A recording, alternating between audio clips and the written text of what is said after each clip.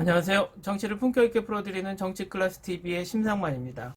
오늘은 파키스탄 언론에 올라온 한국에 미쳤다, 전 세계가 한류 열풍을 일으키고 있는 이유는 이란 제목의 기사를 살펴보는 두 번째 시간입니다. 파키스탄 기사 1편을 보시면 이 영상을 보는데 도움이 되실 겁니다. 그럼 바로 기사를 보시겠습니다. 소피아는 유튜브에서 K-팝 아티스트의 댄스 커버를 게시하고 이슬라마바드에서 주 파키스탄 한국대사관에서 개최한 K-팝 댄스 페스티벌 결선 진출자입니다. 2018년 그녀는 교환 프로그램으로 한국 정부가 후원하는 서울 여행을 갔습니다. K-팝에 빠지면 돌아갈 수 없습니다라고 그녀는 말합니다. 이 유튜버는 저는 K-팝의 영감을 얻었습니다. 편집 기술, 비디오 콘텐츠 등급, 댄스 커버 또는 노래를 위한 것인지 여부, 그들의 배경과 그들이 얼마나 열심히 훈련했는지 보았을 때 나는 음악 그룹에 공감할 수 있었습니다. 블랙핑크의 리사는 제 롤모델입니다. 그녀는 부당한 대우를 받았고 걸그룹의 유일한 태국인 멤버로 인종차별에 시달렸습니다. 하지만 그녀는 용감하게 대처했습니다. 26세의 아르샤 후세인은 낮에는 화학공학과 학생이지만 밤에는 K-팝 댄서로 각광을 받습니다. 어느 날 오후 메신저의 카카오톡으로 그와 이야기를 나눴습니다. 부산의 시간은 오후 8시경이며 대학에서 수업을 마치고 집에 돌아왔습니다. 그는 그날 저녁에 댄스 수업이 예약되어 있지 않기 때문에 자유시간이었습니다. 원래 칼리츠 출신인 그의 K-팝에 대한 친화력은 그의 삶의 원형을 형성했습니다. 그는 나는 항상 일반 사회인과 달랐다. 나는 항상 춤을 추고 있었고 나만의 스타일 감각이 있었고 사람들이 어떻게 생각하든 신경 쓰지 않았습니다. 칼리치의 아슈아르는 일본 음악, 만화, 웹툰 및 아시아 버라이어티 쇼를 보는 유일한 친구였습니다. 그는 2016년 아슬라마바드 한국대사관에서 개최되는 K-팝 댄스 페스티벌을 우연히 발견했을 때 재미로 유튜브에 자신의 댄스 비디오를 업로드하기 시작했습니다. 그 당시에는 K-팝에 대해 이야기하는 소울 친구가 없었습니다라고 그는 회상합니다. 오디션을 볼 때만큼 뻔뻔하기도 했고 누가 감히 나와 경쟁할 수 있을까라고 생각했습니다. 결선 진출자로 선정된 후 아슬라마바드를 여행했을 때 대회 당일의 모든 것이 그 발견만큼이나 기이했습니다. 장소는 국립현대언어대학교였습니다. 드문드문 청중은 대부분 관심이 없는 학생들로 행사에 참석해야 했으며 참여하는 결선 진출자들과 함께하는 학부모들도 있었습니다. 하지만 그 어느 것도 중요하지 않았습니다. 아슈아르는 집중하고 펌핑했으며 자신의 의상을 디자인하고 신중하게 자신의 메이크업을 수행했으며 자신의 댄스 분위기를 제대로 표현한 K-팝, BTS 래퍼 박지민의 솔로 라이를 선택했습니다. 그가 무대에 오르기 전 결승 진출자 명단에는 한국인 삼촌 2명, 춤을 추는 어린 소녀 몇 명, 남자 2명이었습니다. 그는 소피아만을 경쟁자로 자신보다 훨씬 더 오랫동안 연습해온 댄서로 보았습니다. 아슈아르의 무대 위 시간은 큰 실수 없이 지나갔습니다. 기억에 남는 것은 무대에서 내려온 순간이었습니다. 박수갈채가 쏟아졌고 더욱 충격적인 것은 그의 연기를 감상하기 위해 몇 명의 참가자들이 그에게 다가왔습니다. 그리고 결과가 나왔을 때 그는 4위를 차지했습니다. 사람들은 그들의 지지를 보여주기 위해 그를 찾았습니다. 당신이 이겼어야 했어요. 그들이 말했고 이것은 그가 아슬라마바드 호텔로 돌아온 후에도 저녁 내내 계속되었습니다.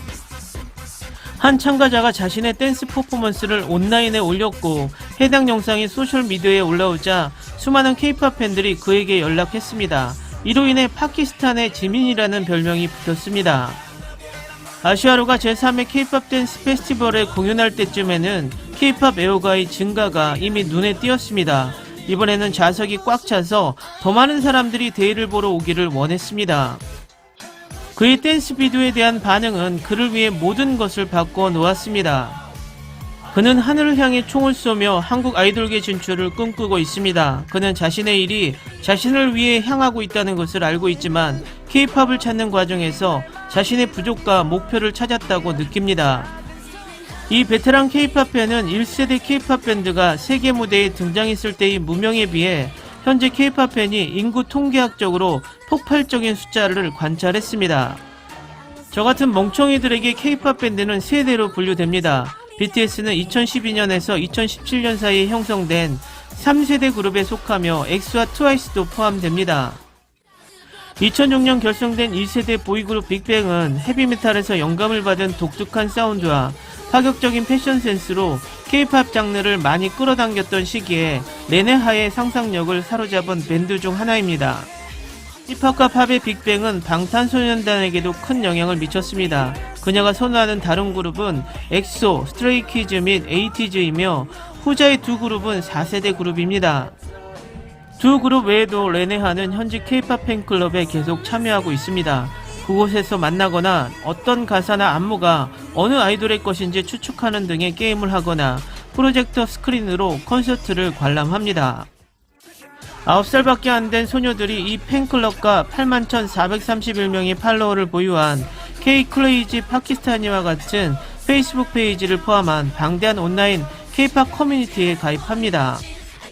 왓츠앱과 트위터에서 여러 그룹 채팅이 있으며 주로 팬 기반의 일부가 되기 위해 참여할 수 있습니다. 여기에서 파키스탄 전역에 이벤트와 프로젝트가 논의되고 있습니다라고 17세의 피자 아머가 말했습니다. 한국 영사관이 주관하는 한 파키스탄 문화 콜라보레이션 프로그램, 그녀가 속한 일부 왓츠앱 그룹에서 각각 약 70명의 회원이 있습니다. 이달 초 트위터와 인스타그램은 10월 13일 박지민의 생일을 계획하며 떠들썩했습니다. 파키스탄 방탄소년단 아미는 전국 각지에 박지민의 생일날을 기념하는 행사를 마련했습니다. 무자파르가르의 한 대학과 라오르의 여자대학의 아미는 소규모 축하 영상을 공유했습니다. 그리고 10월 13일에는 가장 큰 지역 뉴스 채널 중 하나에서도 팬들의 축하에 대한 뉴스 기사를 방영했습니다. 앞서 9월 초 구즈란왈라의 대형 광고판에는 방탄소년단 멤버 정국의 24번째 생일을 축하하는 사진이 게재되었습니다. 펀잡의 이 지역만큼 낯선 한국 소년에 대한 이 엄청난 경의를 보고 모두가 놀랐습니다. 그러나 한 사이트는 동성애를 퍼뜨리는 핑계로 영상을 삭제했을 때 아무도 놀라지 않았습니다. 모든 K-팝 반대 광신도들은 광적인 상상력을 가지고 있기 때문입니다. 레네하는 지민의 생일을 맞아 엠포리엄으로 급히 달려가 이날 쇼핑몰에서 본 것만큼 방탄소년단의 팬이 라로우에 있었다는 것을 알았다면 과거에는 황홀했을 것이라고 말했습니다. 이 열풍이 단기간에 끝나는 것은 불가능합니다 라고 레네하는 말합니다. 이제 막 시작된 것 같아요.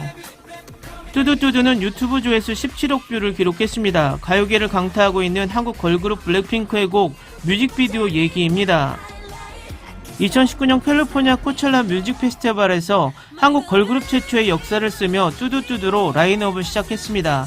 이 4명은 수천 명의 팬과 이전에 알지 못했던 수천 명의 팬 앞에서 펄쩍 뛰고 노래하며 무대를 압도했습니다. 그들은 또한 두아리파, 셀레나 고메즈, 칼디비 및 레이디 가가와 같은 뮤지션들과 협업했습니다. 4인조의 댄스 안무는 정교함과 에너지 그리고 압도적인 쿨함이 시선을 사로잡았습니다. 그들의 하이패션 의상은 눈부시고 그들의 노래는 버블팝처럼 머리에 꽂힙니다. FM89에서 Kill This Love를 들었을 때 그룹에 대해 처음 들었습니다. 나는 이 압도적이고 폭발적인 마칭 밴드 비트를 처음 들었을 때 레이디 가가의 노래로 착각했습니다. 한국의 팝에서 EDM 랩으로 분리되어 있기 때문에 장르의 다양성은 현대 K-팝에 내재되어 있으며 레이디 가가와 같은 아티스트를 실험적인 것으로 간주하게 만든 요소를 연상시킵니다. 현대 K-팝의 선구자인 서태지 아이들은 1990년대 대중적인 서양음악 장르를 실험하고 랩과 팝, 힙합의 융합을 창조했습니다. 이것은 한국 현대 예술가들에게 창의성의 문을 열었고 K-팝에 대한 세계를 열었습니다. 팝이라고 부르지만 음악은 한 장르에 얽매이지 않습니다.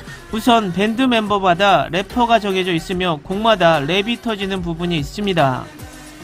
걸그룹 산하를 좋아하는 카리치의 A급 학생인 암나 말릭은 나는 자기애와 자기 수용에 관한 것 때문에 다른 음악보다 K-팝을 더 좋아한다, 기분이 좋다라고 말합니다.